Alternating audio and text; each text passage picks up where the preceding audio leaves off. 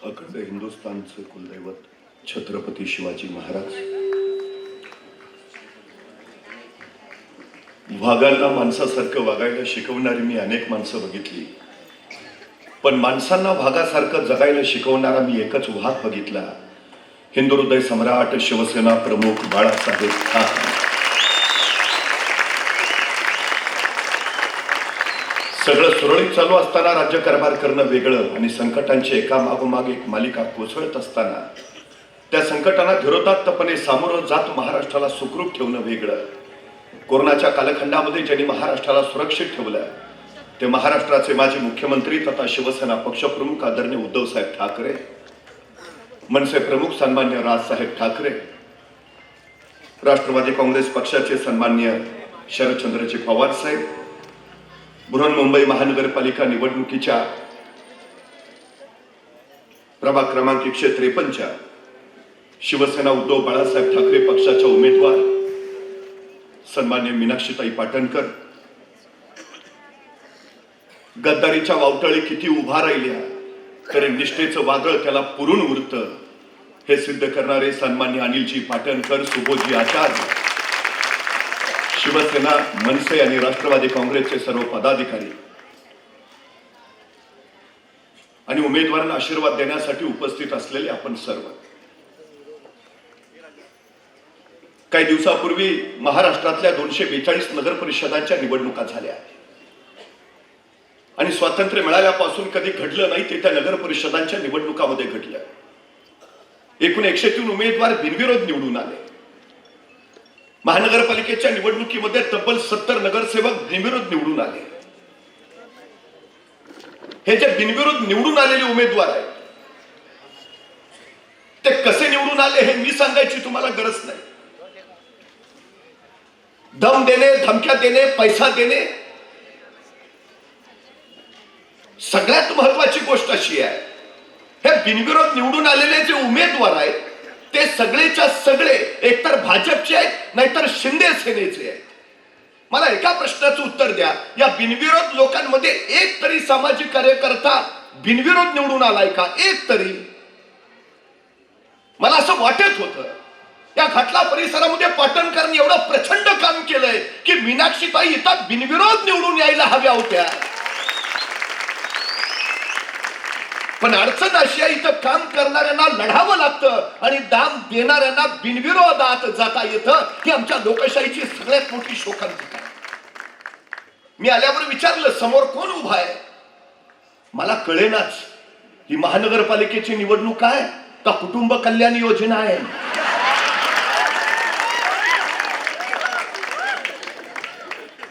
या महाराष्ट्राला सुसंस्कृत राजकारणाची परंपरा. पूर्वी सुद्धा बिनविरोध निवडणुका व्हायच्या. निवडून आलेला उमेदवार एकाला अकाली निधन पावला तर त्याच्या जागेवर त्याच्या कुटुंबातलं कुणीतरी उभा राहायचं आणि एक नैतिकता म्हणून सगळे पक्ष त्याला बिनविरोध निवडून द्यायचे. आणि आता बिनविरोध निवडून येण्यासाठी माणसं मारली जात आहेत. ही या देशाची, महाराष्ट्राची सगळ्यात मोठी शोकांतिका आहे. सोलापूरमध्ये मनसेचा उमेदवार मारला गेला. ही तुमची शेवटची संधी आहे. यावेळी जर तुम्ही योग्य निर्णय घेतला नाही तर पुन्हा महाराष्ट्रात निवडणुका होणार नाहीत. सगळे बिनविरोध निवडून आलेले तुम्हाला दिसतील. मतदारांची गरजच राहणार नाही. विषय सोडून द्या, प्रश्न, समस्या, अडचणी. लोकशाही कुठे राहील? निवडणुका ह्या लोकशाहीचा आत्मा असतात. जर निवडणुकाच होणार नसतील, माणसं बिनविरोध निवडून येणार असतील तर लोकशाही कुठे आहे? आणि तुमच्या मतदानाच्या अधिकाराचं काय? लोकांनी लोकांकरवी लोकांसाठी निवडून दिलेले लोकप्रतिनिधी, ती म्हणजे लोकशाही. ती लोकशाही राहिली कुठं? या निवडणुकीमध्ये आम्हाला पहिला विचार करायचा आहे तो करायचा आहे, सगळ्यात महत्वाचा. इथं काय विकास झाला तुम्हाला सगळं माहिती आहे. गटर, मीटर, वॉटर ही महानगरपालिकेची कामं असतात. एकदा नाही, 2-2, 3-3दा इथं पाटणकरांनी करून ठेवली. कुठली समस्या विषयच. पण जे आता बोलत आहे त्यांनी काय केलंय? एक राजा रस्त्याने निघाला होता. अचानक त्याला प्रधानांनी सांगितलं इथे एक टेलरचं दुकान आहे, फार फास्ट कपडे शिवतो, एका दिवसातच ड्रेस तयार. राजा म्हटला मलाही अंगरखा शिवायचा आहे, चल बरं. गेले टेलरच्या दुकानात. राजा म्हटला तू म्हणे एका दिवसात फास्ट ड्रेस शिवतो म्हणे हो, माझाही अंगरखा शिवायचा आहे. म्हटलं शिवून देतो एका दिवसात. उद्या जर नाही मिळाला तर फासावर चढवणार. राजानं लगेच अंगरखा शिवायला टाकला.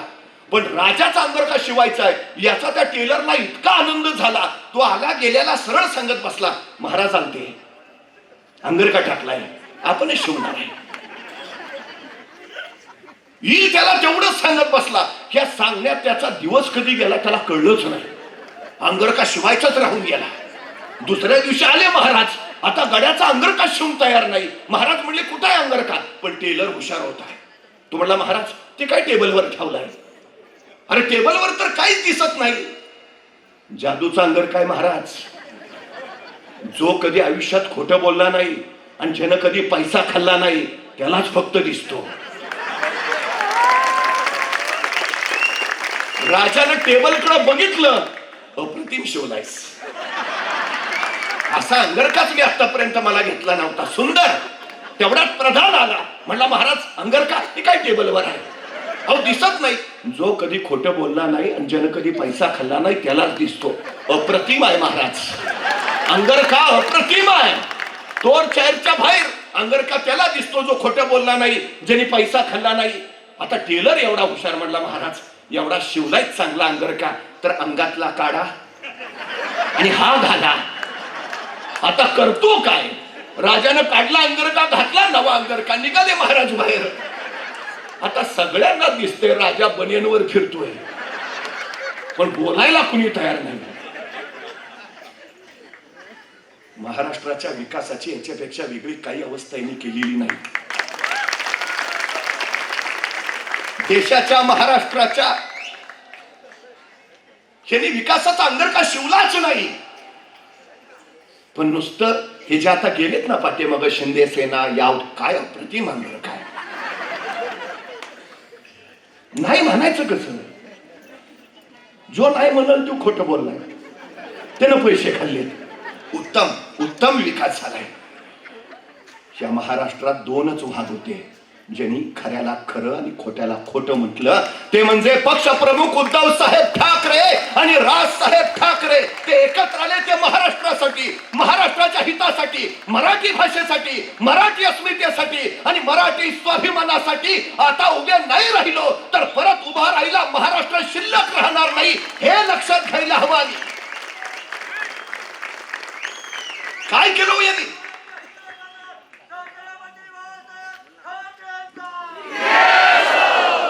हे विकासाच्या गप्पा सांगतात. 2015 साली स्मार्ट सिटीसाठी 48,000 कोटी रुपये घोषित केले. 2022 ला देशात 100 स्मार्ट सिटी असतील. 22 उजाडलं, 24 उजाडलं, 25 उजाडलं, काही नाही. 1,25,000 कोटी परत टाकले स्मार्ट सिटी. तुम्ही फिरत असाल देशभर, एक सिटी स्मार्ट दिसली का? एक सिटी. आणि हे आपल्याला सांगताय तुम्ही काय केलं नाही. हेच कळायला हवं. ह्या विरोधकांचे 2 नंबरचे धंदे बंद करायचे असतील तर इथं 2 नंबरचं बटन दाबून मिळणार शिकायला विजय करू. अनुक्रमांक 2चं मशालीचं बटन दाबा. यांचे 2 नंबरचे धंदे बंद करा. त्याशिवाय विकास गतिशीलच होत नाही. त्याशिवाय विकास प्रगतीवरच जात नाही. काय परिस्थिती आहे? ते उपमुख्यमंत्री तर जाईल तिथं लाडकी बहीण योजनेच सांगतात. मला गणितच कळेना. बरं हेच सांगताय कधीही बंद होणार नाही. अहो सत्य तुम्हीच आहे, मग तुम्ही करणार नाही तर सांगता कसा? पण महाराष्ट्राला लाडकी बहीण योजने इतकीच सुरक्षित बहीण योजनेची सुद्धा गरज आहे. काय परिस्थिती आहे? मुलींना मोफत शिक्षण दिलं तुम्ही आणि 15,000 सरकारी शाळा बंद केल्या आणि 17,000 दारूची नवी दुकानं उघडी केली. कुठल्या दिशेला महाराष्ट्र घेऊन निघाला तुम्ही? जर शाळाच बंद झाल्या तर मुली शिकणार कशा?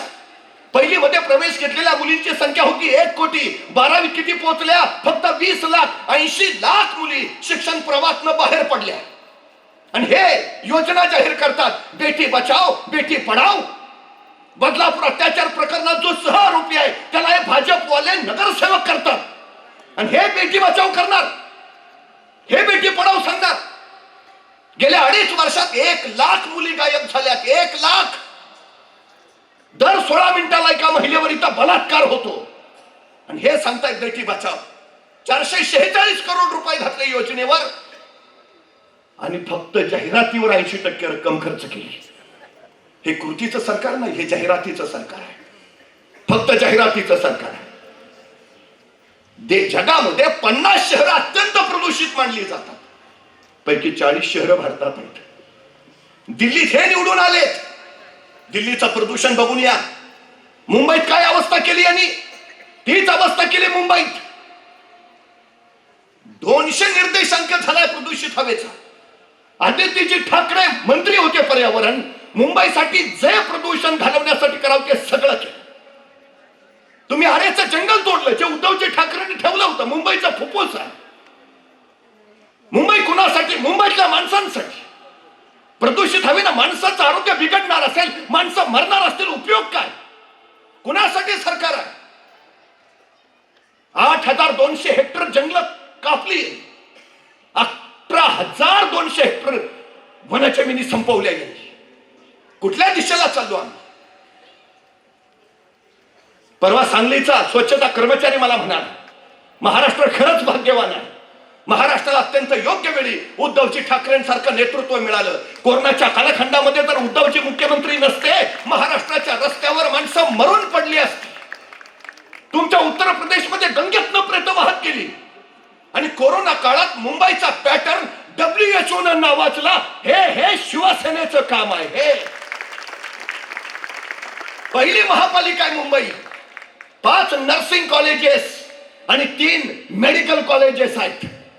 पहिली. महानगरपालिकेच्या शाळा मुंबईच्या जाऊन बघा. रांगा लागतात ऍडमिशन घ्यायला. रांगा इतक्या अप्रतिम. मुंबईची बस सेवा अत्यंत स्वस्त दरातली जगातली एकमेव बस सेवा आहे. सुसज्ज सुरक्षा यंत्रणा त्यांनी निर्माण केली. नेतृत्व कसं असावं ते दूरदृष्टीचं असावं. कोस्टल रोड ही उद्धवजी ठाकरेंची सगळ्यात मोठी दूरदृष्टी आहे. कर्जबाजारी असलेली मुंबई महापालिका जेवढी शिवसेनेच्या ताब्यात आली, कर्ज तर संपवलंच, पण 92,000 कोटींच्या ठेवी ठेवल्या. कोस्टल रोडवर कुणाला टोल द्यावा लागू नये, त्या 92,000 ठेवीत ते पैसे जाणार होते. मुंबईकरांना टोल नाही लागला पाहिजे. प्रशासक यांचा, सरकार यांचा संपवल्या ठेवी सगळ्या.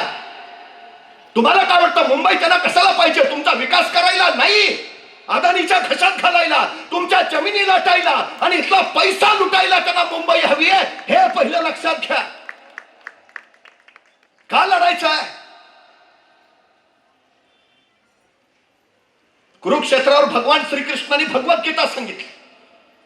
इथला लढणारा प्रत्येक जण प्रवृत्त झाला पाहिजे म्हणून माऊली ज्ञानेश्वरांनी ती मराठीत लिहिली. जगद्गुरु तुकोबरायांनी सुद्धा मराठीतच अभंग लिहिले. रामेश्वर भटांनी तुकाराम महाराजांना बोलावलं. वेदांचा अर्थ मराठीत कसा सांगता? देवांच्या भाषेत सांगितलं पाहिजे. कुणी सांगितलं तुम्हाला हे मराठीत करायला? आणि जगद्गुरु तुकोबराय म्हटले, माऊली ज्ञानेश्वरांनी सांगितलं. तुम्ही तर ज्ञानेश्वरांपेक्षा अधिक विद्वान नाही, त्यामुळे मी त्यांचं ऐकतो. आणि हे मुंबईतल्या आमच्या पोरांना, महाराष्ट्रातल्या पोरांना हिंदीची सक्ती करायला लागले. हे काय ज्ञानोबा तुकोबरायांपेक्षा विद्वान निघाले का? कोण आहे ते? महाराष्ट्राचं हिंदीकरण करायला निघाल. देशभराची लोक रोजीरोटी कमवायला मुंबईत येतात. त्यामुळे महाराष्ट्रातल्या लोकांनी हिंदी नव्हे तर बाहेरच्या लोकांनी मराठी शिकायची गरज आहे. हे लक्षात घ्या. आमची अस्मिता संपवायचा प्रयत्न चालवला यांनी. स्वाभिमान काढायचा यांना मराठी माणसाचा. का शिवसेना फोडली? कारण त्यांना जे साधायचं आहे त्यातला सगळ्यात मोठा अडथळा होते उद्धवजी ठाकरे. एकदा शिवसेना फोडली की मग आपल्याला अडवणार कुणी नाही. पण त्यांना काय माहिती आहे, पेटून उठला मराठी माणूस की गवताला सुद्धा भाले पेटतात. आणि त्या महाराष्ट्र असा तसा नाही. पण एक गोष्ट लक्षात घ्या, भाषा संपली की संस्कृती संपते आणि संस्कृती संपलं की राज्य संपतं. राज्य टिकवायचं असेल, संस्कृती टिकवायची असेल तर मराठी टिकली पाहिजे. हे पहिलं लक्षात घ्या. सगळ्यात महत्वाचं, ही मुंबई महापालिकेची निवडणूक नाही फक्त, ही मुंबईच्या अस्तित्वाची निवडणूक आहे, ही मराठी भाषेची निवडणूक आहे, ही मराठी अस्मितेची निवडणूक आहे, ही मराठी स्वाभिमानाची निवडणूक आहे. हे लक्षात घ्या. ह्यांना आता मुंबईवर प्रेम आलं. कोरोना कालखंडामध्ये फंड गोळा करायचा होता. आपण सामान्य लोक सगळे मुख्यमंत्री सहायता निधीला निधी पाठवत होतो. भाजपवाल्यांनी काय सांगितलं? पीएम केअर फंडला पैसे पाठवा. त्यावेळी तुम्हाला महाराष्ट्र दिसला नाही. जी संकट काळात महाराष्ट्राच्या पाठीशी उभा राहत नाहीत ती आमची नव्हेत. त्यांना बाहेर काढा. हिता फक्त मशालच पेटणार, शिवसेनेचा भगवाच फडकणार. तुम्हाला काळजी होती ना आमची? मग 1.5 लाख तरुणांना रोजगार देणार IFSC सेंटर गुजरातला घालवलं. 17,000 कोटीचं डायमंड बोर्ड गुजरातला घालवलं. रिझर्व्ह बँकेचं कार्यालय गुजरातला का नेलं? शेअर बाजारचं कार्यालय गुजरातला का? कंपन्या गुजरातला का? प्रकल्प गुजरातला का? सगळं इथून गुजरातला नेलं ना.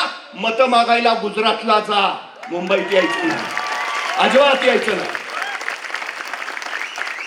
आमच्या मराठी पोरांच्या तोंडचा घास पळवलाय. 42% पोरं बेरोजगार आहेत, नोकऱ्या नाहीत. सगळं तिकडं न्यायचं. काय मराठी पोरं मजूर म्हणून गुजरातला न्यायची त्याला? हे आम्ही जाणलं पाहिजे, आम्ही सावध झालो पाहिजे. मुंबई आपली आपली, इथं आवाज आपलाच चालेल. हे हृदय हिंदुहृदय सम्राटांचं वाक्य कानात कायम करून ठेवा, कायम करून ठेवा. काय अवस्था आहे पोरांची. परवा एक तरुण इतका वैतागलेला, चौकात उभा राहून सांगत होता, हे सरकार बिनकामाचं आहे, हे सरकार काय उपयोगाचं नाही. पोलीस आले आणि त्या तरुणाला सरळ पकडून गेलं. चौकीत गेल्यावर त्या तरुणानं विचारलं पोलिसांना, मला इथं का धरून आणलंय?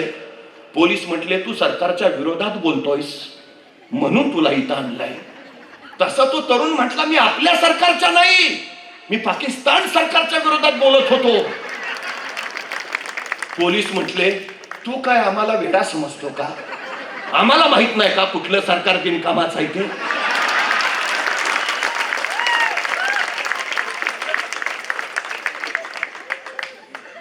सबको सब पता है. उद्याच्या आमच्या पिढ्यांचं भविष्य सुरक्षित करायचं असेल ना, पावलं सुद्धा नाही पडली पाहिजे त्यांची. तुम्हाला काय वाटतं? हे काय आता चाललंय ते विकासासाठी चाललंय? हे जे गेलेत फुटून शिवसेनेत ना, ह्यांना वाटतं आम्हाला सन्मान दिला नाही, महाराष्ट्राचा आत्मसन्मान ओरबाडायचा यांना, म्हणून म्हणून फोडाफोडी केली. ते इंग्रज व्यापारी म्हणून आले आणि राज्यकर्ते बनले, हे राज्यकर्ते म्हणून आले आणि व्यापारी बनलेत. महाराष्ट्राला गद्दारीचा शापच आहे. नाहीतर महाराष्ट्राला पराभूत करायची ताकद कोणाच्या मनगटात नाही, पण आपलेच फितूर होतात आणि मग डाव फिसकटतो. आम्ही जागे व्हायला हवं, सावध व्हायला हवं. आम्ही उद्याची मुंबई घडवायची आहे आम्हाला. एक गोष्ट लक्षात ठेवा, शिवसेना मुंबईचा प्राण आहे, मुंबई महाराष्ट्राचा प्राण आहे आणि महाराष्ट्र राष्ट्राचा प्राण आहे. राष्ट्र टिकवायचं असेल महाराष्ट्र टिकला पाहिजे, महाराष्ट्र टिकवायचं असेल मुंबई टिकली पाहिजे, आणि मुंबई टिकवायची असेल शिवसेना उद्धव बाळासाहेब ठाकरे पक्ष टिकला पाहिजे. इथले सगळे उमेदवार बहुमताने विजयी झाले पाहिजे. हा अस्मितेचा स्वाभिमानाचा विषय आमच्या, बाकी काही नाही. उगाच आपलं यांचं ते चाललंय सगळं, याव केलं त्याव केलं. परवा भाजप नेत्याचं पोरग इतिहासात नापास झालं. नेता असा संतापला, सरळ शाळेत गेला, म्हटला पोरग नापास झालं कसं? शिक्षकांनी पेपरच पुढे ठेवला पोराचा. प्रश्नपत्रिकेत प्रश्न होता, देशाला स्वातंत्र्य कधी मिळाले? पोरानं लिहिलं होतं 2014. भारतात औद्योगिक क्रांती कधी सुरू झाली? पोरानं लिहिलं होतं 2014. रेल्वे कधी सुरू झाली? 2014. भाजपचा नेता संतापला, अरे काय लिहिलायस? पोरग म्हटलं, बाबा तुम्हीच तर म्हणता गेल्या 70 वर्षात देशात काहीच झालं नाही.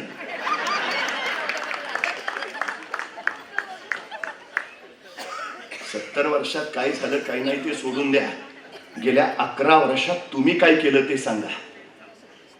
15 लाख खात्यावर जमा केले, 2 कोटी रोजगार दिले, देशातल्या प्रत्येक नागरिकाला घर देणार होता दिलं, महागाई कमी करणार होता केली. काय झालं मेक इन इंडियाचं, काय झालं स्किल इंडियाचं, काय झालं डिजिटल इंडियाचं, काय झालं आत्मनिर्भर भारताचं, काय झालंय?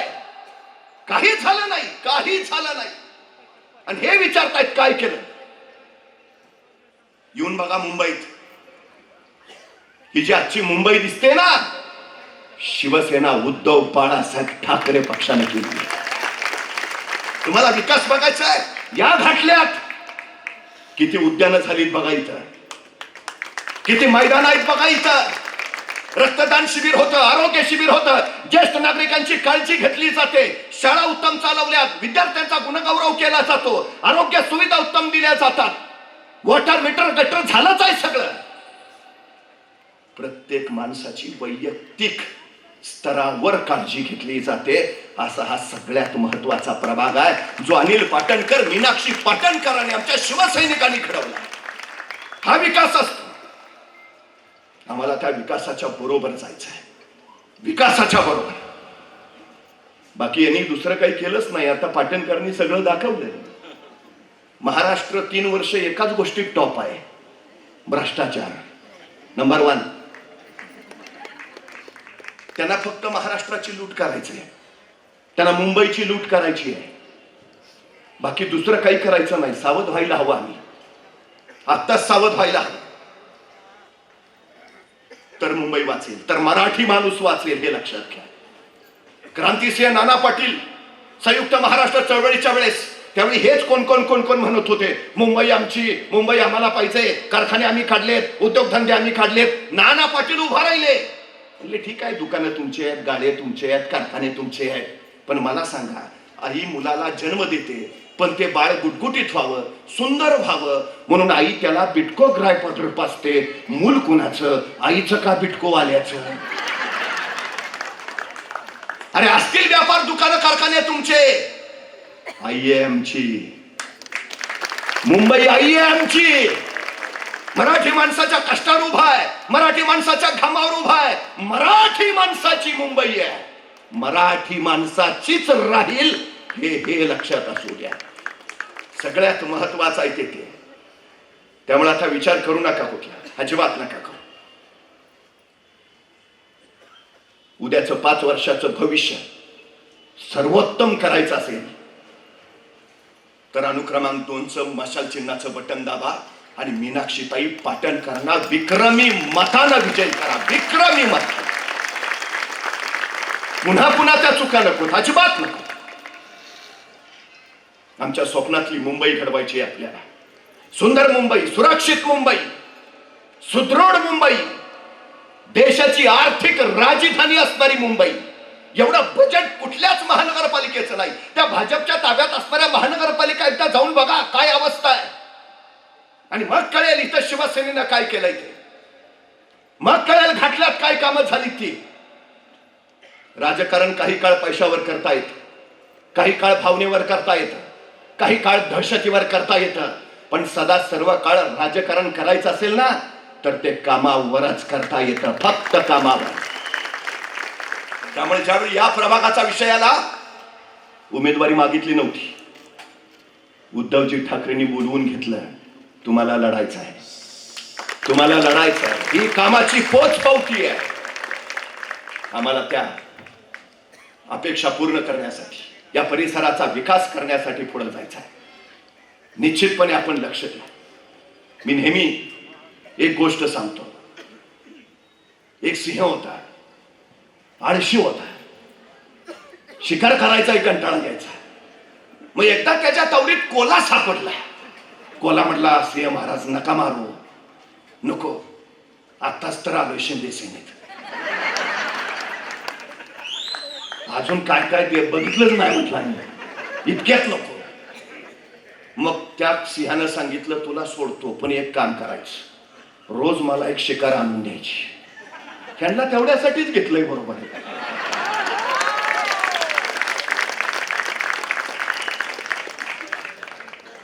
ह्याचं काम उद्या हे दिसणार पण नाहीत परत. मग कोला काय करायचा, रोज सिंहासाठी एक शिकार आणायचा. एक दिवस शोधत होता, म्हणला कुणाला, तेवढ्यात त्याला हरिण दिसलं. कोला हुशार, हरिण काय असं येणार आहे का चल तुला सिंह महाराजांना खायला न्यायचंय? नाही ना. मग कोला म्हटला हरिणराव महाराजांचा निरोप घेऊन आलोय. म्हणे काय? महाराजांचं आता वय झालंय, राज्याला वारस हवाय. मग सिंह महाराज म्हटले हरणासारखा दुसरा योग्य माणूसच नाही, त्यालाच राजा करू जंगलचा. हरिण म्हटला काहीतरी काय बोलतो? अरे खरं महाराज, सिंह महाराजाने आता सांगितलंय तुला घेऊनच यायला सांगितलंय. खरंय का काय? मग खोटं कशाला बोलेल? बनवायचंय तुला राजा, चल लवकर. हरिण पण हुरळलं, गेलं सिंह महाराजांकडं. जसं हरिण टप्प्यात आलं सिंहानं मारली झडप. चपळ हरिण निसटायचा प्रयत्न केला पण शेपटी सिंहाच्या दातात सापडलीच. कसं बस हरिण सुटलं पण शेपटी तुटली. पुढं पळत आलं, धापा टाकत उभा राहिलं. वाचलो बाबा. तेवढ्यात कोला मागणं आलाच. तुला काय डोक्याचा भाग आहे का? अरे म्हटला जीव वाचलाय की नशीब, कसला डोक्याचा भाग? तू येडाय का? गबस, तू खोटं बोल नको. उगाच राजा बनवायचं सांगून घेऊन गेलायस. मेलो असतो आज. शेपटी तोडली राव माझी. कोला म्हटला तुला कळतं का तू राजा झाल्यावर बसणार कुठं? म्हटला सिंहासनावर. मग शेपटीमुळे बसायला येईल का?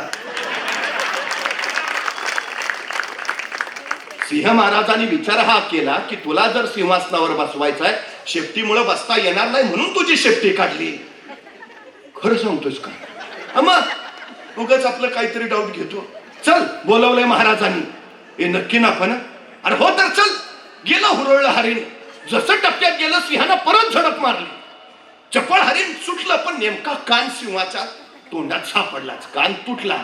धपा धपा पळत पुढं आलं, वाचलं, सुटलं. तेवढ्यात कोल्हा मागणं आलाच. अरे तू काही येडा ऐकायला काय? अरे गेल्या वेळी शेपटी गेली, आता कान गेला माझा. तू काय सांगतो? तू राजा होणार ना, मग मुकुट घालावं लागणार का नाही? तुझे कान इतके बाहेर, मुकुट बसेल का? मग तुला मुकुट नीट बसावा म्हणून जर महाराजांनी कान काढला, चूक काय? हरिण म्हटलं असं आहे का? लक्षातच नाही आलं. विकासाच्या नावाखाली हेच केलंय होय. तुला राजा करतो, तुला याव करतो. कोला म्हटला आता इथंच थांब, महाराज चिडलेत फार, एकदा भेटून जरा बोलणं करून येतो आणि तुला घेऊन जातो. कोला म्हटला ठीक आहे. हरिण पोचला सिंहाकडे. म्हटला भेलतल रे. सिंह म्हणला हे बघ आता त्याला काय माझ्याकडे आणू नको, तिकडच कार्यक्रम करत्याचा आणि मांस फक्त घेऊन ये माझ्याकडे. आता उगच ती परापळ नको. कोला लगेच गेला. हरणाला म्हटला सगळं फायनल झालंय. बेसाऊद हरणावर कोल्यानंच झडप मारली, सरळ मारून टाकलं, मांस घेतलं. पण तेवढ्यात हरणाच्या डोक्यात आलं. म्हटलं सगळंच दिलं तर हे काय आपल्याला देणार नाही, आपलं मिशन कमिशन आधीच काढून ठेव. मग त्यानं आधीच हरणाचा मेंदू खाऊन टाकला आणि राहिलेलं मांस सगळं सिंहाला नेऊन टाकलं. सिंहानं मांस बीस खाल्लं आणि मग कोल्याला म्हटला ते हरणाचं मांस बघितलं, सगळं खाल्लं मी, पण त्यात मेंदू कुठे दिसला नाही रे. कोला म्हटला त्याला जर मेंदू असता तर तो 2 वेळा तुमच्याकडे आला असता का? हरणाला मेंदू नव्हता, आपल्याला आहे ना.